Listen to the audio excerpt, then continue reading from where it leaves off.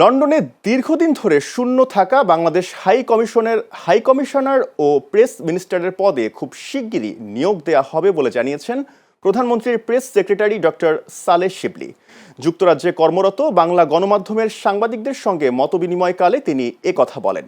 Channel এস-এর যুক্তরাজ্য প্রতিনিধি এহসানুল ইসলাম চৌধুরী শামীম জানান, সম্প্রতি আয়োজিত এ সভায় প্রিন্ট, অনলাইন ও টেলিভিশন সাংবাদিকরা বাংলাদেশের সমসাময়িক রাজনৈতিক পরিস্থিতি, প্রবাসীদের সমস্যা, সরকারি পরিকল্পনা ও উন্নয়ন কার্যক্রম নিয়ে বিভিন্ন প্রশ্ন উত্থাপন করেন। জবাবে ডক্টর শিবলি সরকারের চলমান কর্মকাণ্ড ও ভবিষ্যৎ পরিকল্পনা তুলে ধরেন। এছাড়া প্রবাসী কার্ড প্রসঙ্গে ডক্টর শিবলি জানান, আগামী 2 মাসের মধ্যেই প্রবাসীদের হাতে প্রবাসী কার্ড পৌঁছে দেওয়ার লক্ষ্যে সরকার কাজ করছে।